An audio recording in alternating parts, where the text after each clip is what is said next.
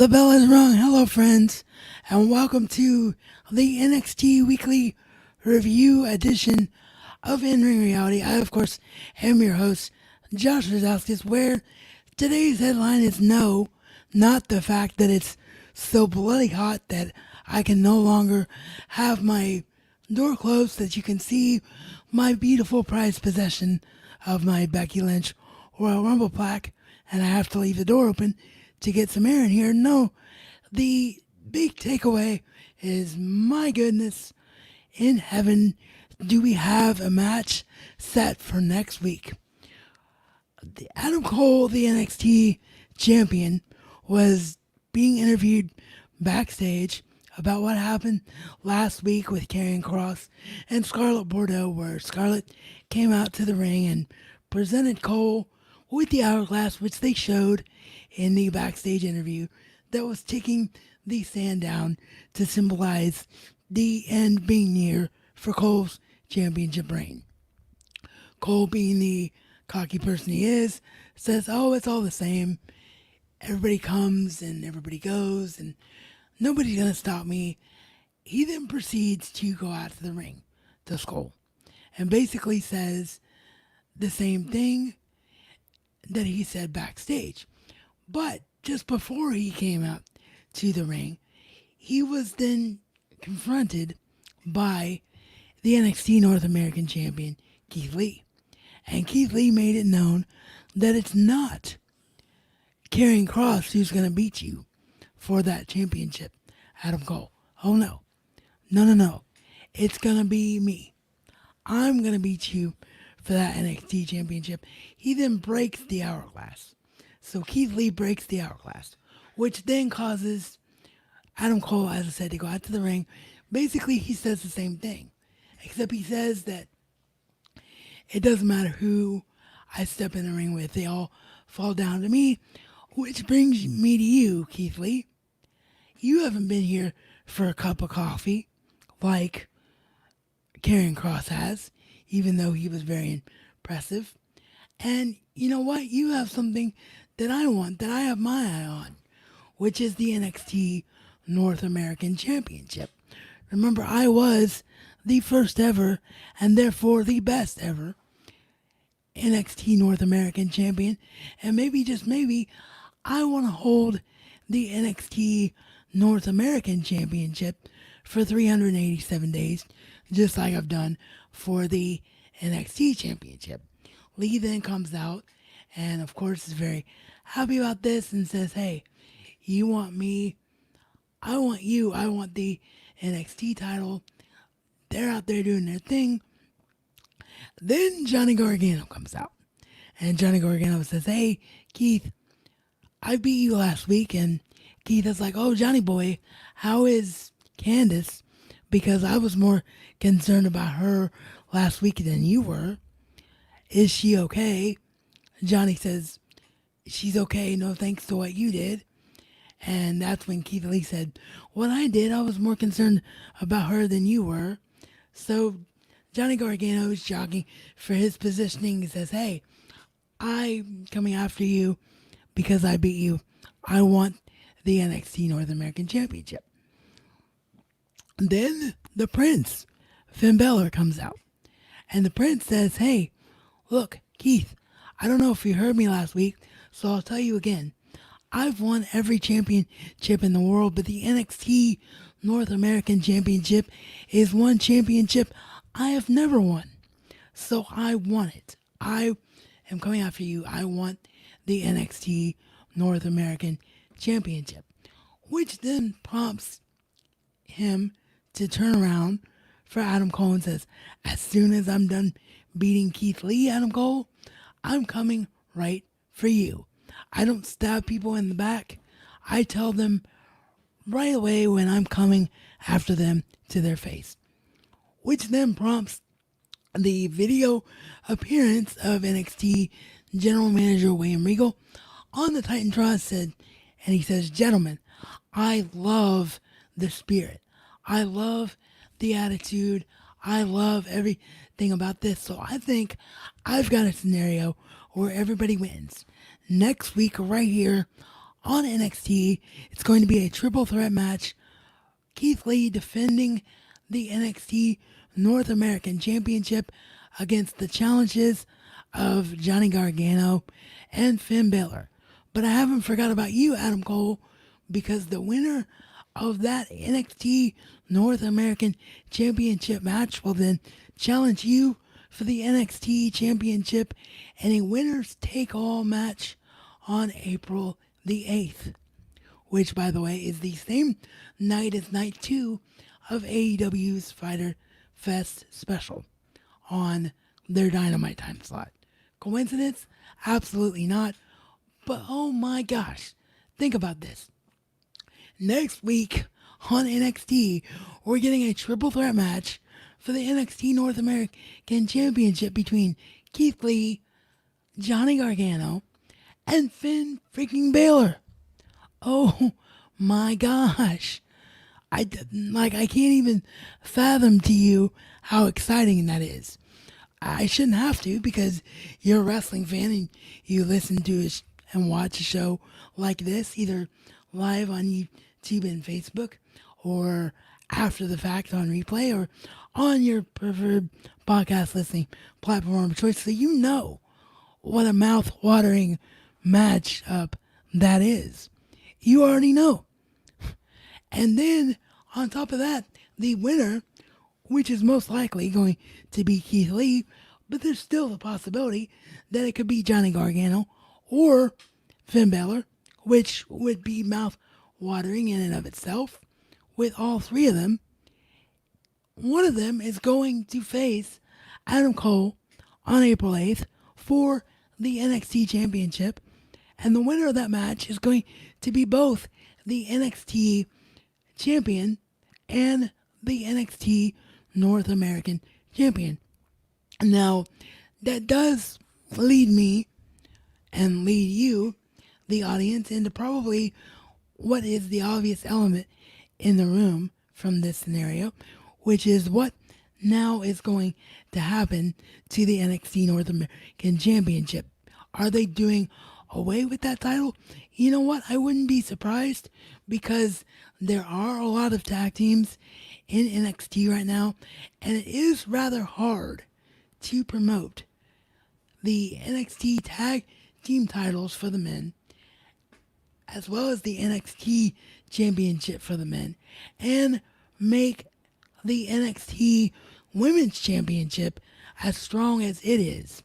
And then on top of that, you have occasionally the WWE Women's Tag Team Champions, as you did on this episode, come down and get involved in NXT as well. So, yeah, you have all those elements at play. So I wouldn't be surprised if the North American Championship goes away. Because I think the original thinking for Triple H and the NXT brass when they created the NXT North American Championship was probably a situation where, look how stacked our roster is. If we're going to push people to a championship level, we need a mid-card title. But now they've realized that 2 hours every week on a major network and trying to keep all these plates spinning, they realize that they don't necessarily need to do that, have a secondary title in order for somebody to get over. And if they need a secondary championship in order for somebody to get over, there is the NXT Tag Team Championship or the occasional appearance by the WWE Women's Tag Team Championships, who of course can go to any brand at any time. So I would not be surprised, just logistically, if the NXT North American Championship goes away. I think it would be a shame because I like the idea of the NXT North American Championship being like the Intercontinental Championship used to be and looks like it's going to be again now with the phenomenal AJ Styles as champion on SmackDown. Like the idea that the US title should be, but hasn't been, unfortunately, for a very long time. But maybe, just maybe, now with Apollo Crews as champion, it's starting to be, where the mid card champion is automatically seen as this guy is a major player and he could potentially be your next world champion. But the key here is that with Keith Lee, most likely, they're doing that quite literally because they're going to have Keith Lee become NXT champion without losing the NXT North American Championship, which I think is just absolutely the right thing to do and absolutely brilliant. So I don't know necessarily. And also there's the NXT Cruiserweight Championship as well, which kind of takes the place of the North American Championship as the mid card title. I forgot to mention that, and as I say that out loud, there's your answer right there. You already have another mid card singles title in NXT and the Cruiserweight title. You are invested right now in the Cruiserweight division. There's just no need, on paper anyway, for the NXT North American Championship to exist anymore. So whether or not WWE does that, we'll have to wait and see. But what I'm saying is I wouldn't be surprised if that had to happen as an inevitability. And like I said, it is just mouth-watering, the idea that next week it's going to be Keith Lee versus Johnny Gargano versus Finn Balor, with the winner facing Adam Cole on April 8th for the NXT title championship, the NXT championship, the NXT title, as NXT North American champion. It is just, oh my goodness, there's just no words for how amazing it is, which is why it was my headliner for today's show. And I think you all agree with that. And my gosh, can't wait to see the match. Can't wait to make that match the headline of next week's show. I can already guarantee you that the headline of next week's show is probably Keith Lee still the NXT North American champion. Keith Lee to face Adam Cole on April 8th. Or maybe, just maybe, the title will be Johnny Gargano or Finn Balor in that spot. It's just amazing. Absolutely freaking amazing. And on a night when I was certain, and I'm sure all of you who are hardcore wrestling fans watching and listening to a show like this were certain that the headline from NXT was going to be the return of the women's tag team champions, the role models, Sasha Banks and Bayley, to NXT. It wasn't. The headline was the making of this match. Just absolutely blew my mind away.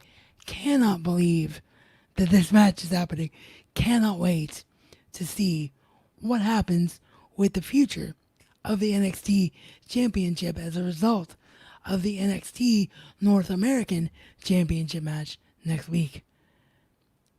So moving on to my breakdown of the rest of the show. Got 3 pages of notes here because that's how long the card was. Didn't seem like it would be that long for a 2-hour show, but there was quite a lot to unpack. So the night kicked off with the advertised from last week, first of 2 championship matches between challengers Tyler Breeze and Fandango Breezango. Sorry, I am not Fandango. I don't have to pronounce the title wrong. And yes, I did that on purpose. I absolutely did that on purpose. It's called a joke, people. But anyway, yes, Breezango, or Breezango.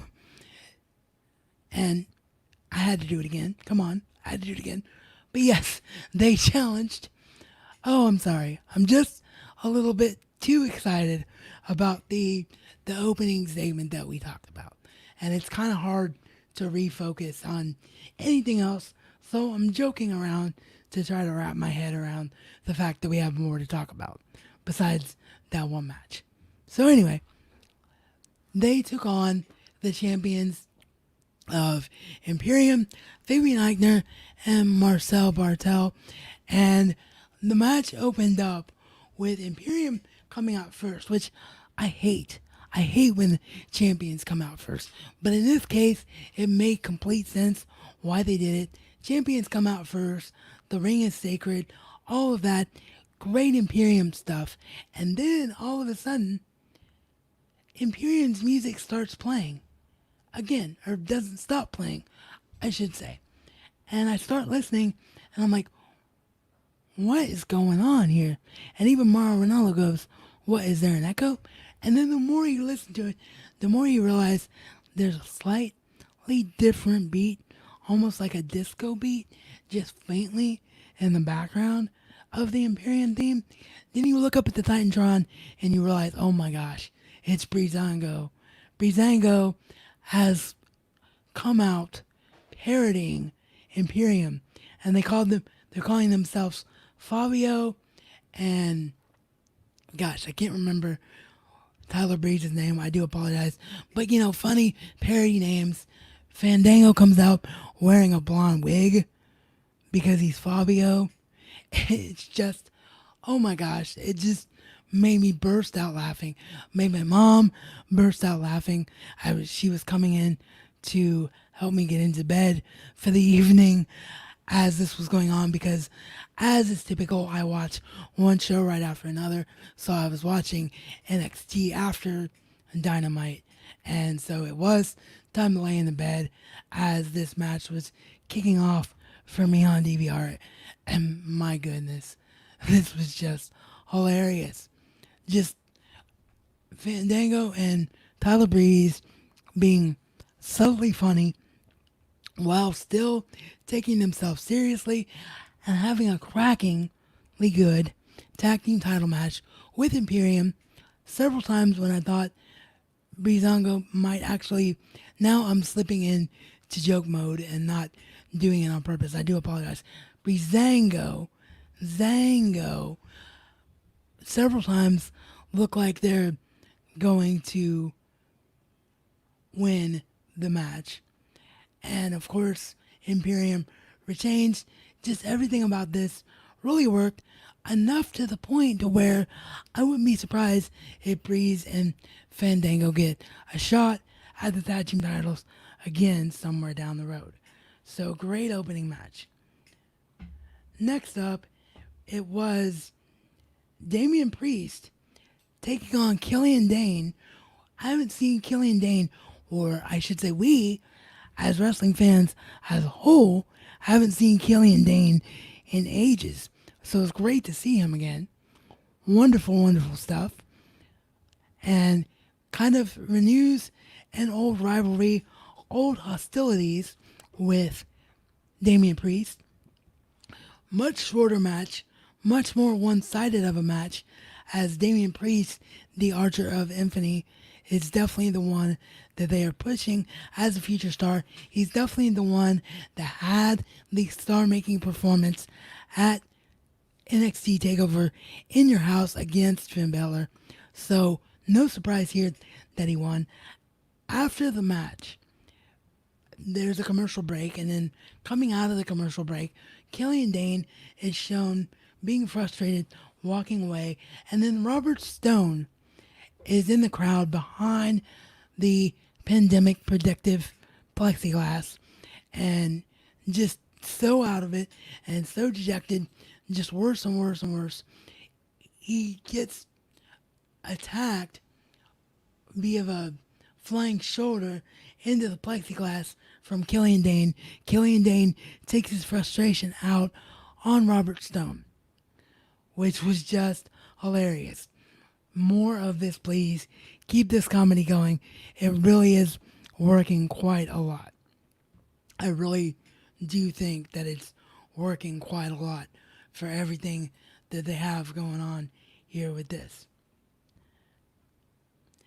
Which leads us into Xia Li versus Aaliyah. Aaliyah, of course, has been trying to catch the eye and has been teased to be a future client of Robert Stone even before Robert Stone was fired.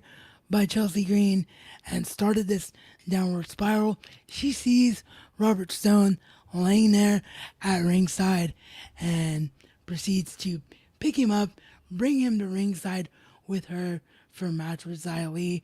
Her and Xia have a good match, back and forth. Don't know who's going to win. Then Robert Stone gets up on the ring apron. It's like, okay, he's with it enough, right? He realizes he's there to help Aaliyah. Meanwhile, Marl and Tom and Beth are like, why did Aaliyah want Robert Stone at ringside? He's clearly not all there. And he proceeds to quote unquote, and I'm sorry for the visual, but I'm just the messenger here. But he proceeds to quote unquote throw up, barf, if you will, everywhere right in the middle of the ring, which is enough of a distraction to cause Xia Li to lose. Aaliyah takes advantage, gets the 1, 2, 3 after a slight botch. I don't think this was Xia Li's fault. I think Xia Li just was a bit stronger than she realized because she kicks out when she's not supposed to kick out and then immediately just stays in position for Aaliyah to get the pinfall from the referee. So, yeah, she just kicked out when she wasn't supposed to kick out. Those things happen sometimes. But yes, Aaliyah wins the matchup, goes off with Robert Stone, like, we did it, we did it, we did it. And Robert Stone is just oblivious to all this. It's going to come out next week. He has no idea that he helped Aaliyah win. But it's probably also going to come out that once he realizes he helped Aaliyah win, he's going to say, yeah, that was my plan all along. I'm a genius. Aaliyah is the next main star. And they're going to officially make Aaliyah the newest member of the Robert Stone brand. I love it. Absolutely love it. It was just so, so good. I forgot to mention that after the tag team title match, I just realized I just glanced at my notes as I do each and every show and realized that I forgot to mention that other teams came out after the match. The team that's led by Malcolm Bivens, who I simply cannot pronounce the name of, the Indian team, something Shear, Ian Shear. I just apologize. I can never get the name of this team right. I'm going to try really, really hard next week to listen to how their name is pronounced. But they come out and remind Breezango and remind the Imperium team that they want to be in this mix as well. So the plate's still spinning there for them. I did want to mention that and not gloss over it. Did not intend to do so in the first place. So anyway, moving on, it was the Adam Cole promo that we already talked about, which led to the awesome three-way announcement that we already talked about. So next up, it's Caden Carter with Casey Canizaro, in her corner. Man, the Fandango syndrome is attacking me. It's everywhere. But yes, Casey Canizaro in the corner of Caden Carter as they took on the opponent for Caden Carter of Dakota Kai with Raquel Gonzalez in her corner. Caden Carter actually gets the win on Dakota Kai via submission here, which I gotta admit was a really big surprise for me. Didn't see it coming. So it looks like maybe Caden Carter is going to slowly move her way up in the women's division, which I'm all for. I'm just fine about that. And I am just great about more stars being made. That is all well and good and something we never have enough of as wrestling fans, as fan of any product. More is always better. That segment is then, or sorry, that match, I'm sorry, is then followed up by a backstage segment where the backstage interviewer is going to Keith Lee and saying, Keith, if you win next week, you're going to get a shot at the Adam Cole for the NXT title on April 8th. At least that's what she starts to go into. Candice LeRae then confronts Keith Lee and it's like, how dare you? How dare you say those things about me? Who do you think you are? Which, of course, causes his lady, Keith Lee's lady, that is, the one half of Team Yimitless, Mia Yim, to renew her hostilities with Candice LeRae. I love this feud. I don't mind this feud continuing at all. I do think it needs to be de facto blown off in the next couple weeks, pretty soon. But as long as Johnny Gargano is in the mix with Keith Lee, it makes sense for Candice LeRae to be in the mix with Mia Yim, and it gets both of them over. So I'm fine with it as they brawl a little bit more backstage. We then get a promo package as the love for the women just won't stop tonight on NXT, or sorry, last night on NXT, which is great because we get a promo package for Mercedes Martinez. Mercedes Martinez is going to be returning to the NXT Women's Division. Puts over how long she's been in the business, puts over, what a big deal it is for her to be finally in WWE on NXT. Loved it. Can't wait to see more from Mercedes. Next up, we had Bronson Reed in a very, very quick match defeat Leon Ruff. Poor Leon Ruff is getting all the experience in the world by appearing on NXT, on Raw, and on SmackDown, but he is the definition of the jobber as he cannot win a match to save his life, ladies and gents.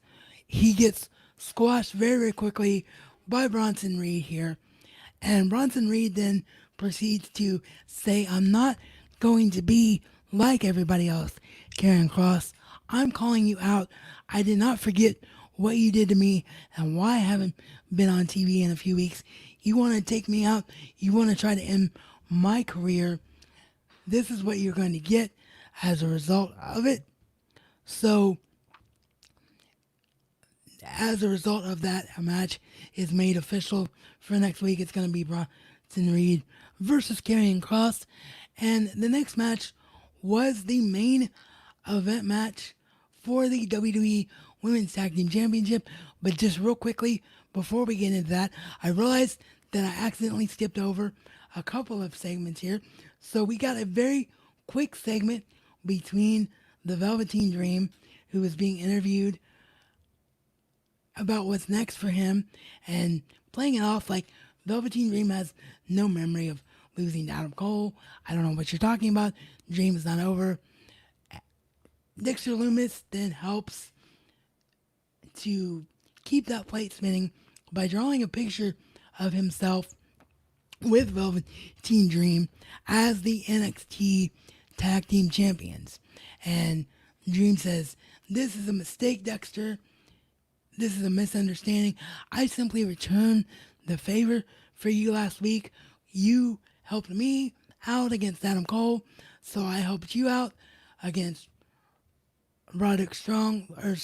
against Adam Cole last week. Just an eye for an eye situation. The Dream is a solo act, so we had that plate spinning. And then the other segment that I forgot to mention is just wonderful. It was Undisputed Therapy as Adam Cole and Bobby Fish are trying to help Kyle O'Reilly exorcise the demon of Dexter Lumis and exorcise what happened to him as a result of being dumped in the back of a trunk of a truck and just escaping from it as best he can, and it's literally undisputed therapy as Kyle O'Reilly, who of course has not been working the tapings because he is asthmatic, so it's extremely problematic for him to do live segments for WWE and work as a wrestler right now. But on the show last night, we had a chance to see him exercise those comedic chops of his, though, because he played the doctor, and all the while, Roderick Strong cannot see the doctor. Adam Cole and Bobby Fish playing it off that Kyle O'Reilly is an actual doctor trying to give advice to Roderick Strong. It's just brilliant stuff. And at one point, Kyle O'Reilly loses it, starts talking in a regular Kyle O'Reilly voice. He's like, guys, guys, guys. And Adam Cole and Bobby Fish are semi freaking out at Kyle. Say, no, no, no, Kyle, shh, shh, shh. Don't give it away. Don't give it away. It was just so funny. The three of them then get in a situation where they have their own truck and they convince Roddy to exercise those demons, get in the back of the truck, and be done with this. Roddy then runs away from the truck and runs away screaming like a banshee away from Adam Cole and Bobby Fish. This was just so freaking funny. I loved everything about this. It was just one of the funniest segments I've seen on NXT probably in the history of its existence. Seriously, if you have not seen this segment because you normally only watch the matches, if you're somebody that watches NXT via clips and just listens to shows like this and doesn't follow it week to week, make a point to go out and see this segment because my gosh, it was just so funny. So as I mentioned, the only thing left to talk about was, of course, the unquestioned main event of the evening, the return of Sasha and Bayley to the NXT program as they defended the WWE Women's Tag Team Championships against the team of Shotzi Blackheart and Tegan Nox. They did successfully defend, but this was not a squash match by any means, despite being a little bit over 10 minutes, not given very much time because of everything else that happened on this jam-packed show.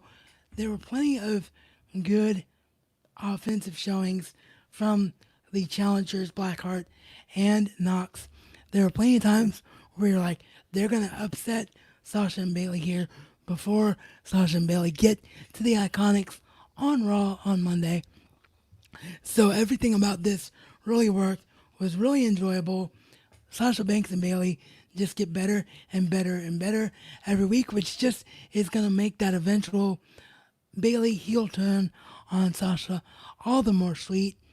So yeah, just a great episode overall of NXT this week.